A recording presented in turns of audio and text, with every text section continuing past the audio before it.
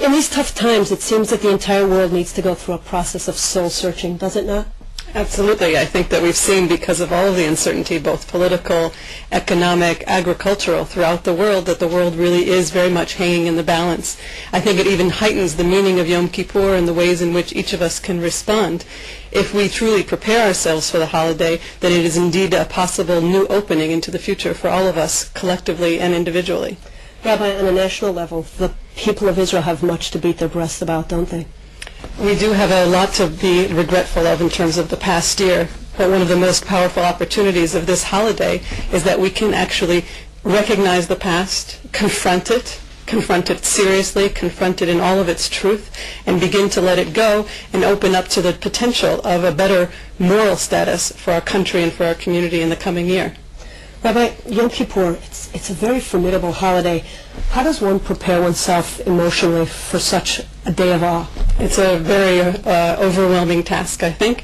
In fact, according to our tradition, we are constantly preparing for Yom Kippur. It's not something that we can do a day in advance. We do it the entire year before.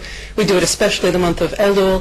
In fact, I co-authored a book called Preparing Your Heart for the High Holy Days, to teach us that day by day through the month of Elul up until Yom Kippur is an opportunity for preparation.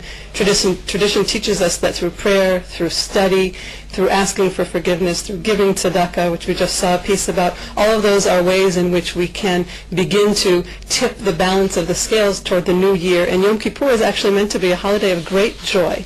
But how do we prepare individually? I think on a very, very private level there are things we can do, including beginning to write for ourselves perhaps the 10 ways in which we want to be transformed, which we want to take responsibility to behave differently in the coming year.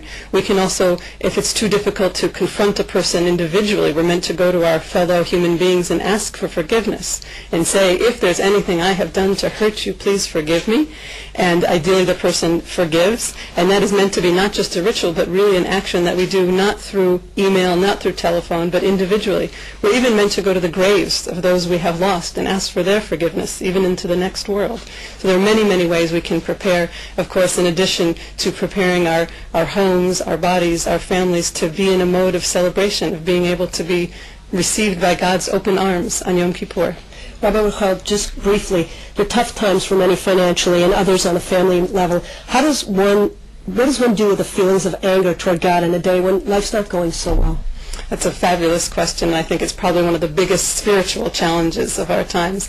I think bringing your anger with you toward God is actually a very, very healthy thing.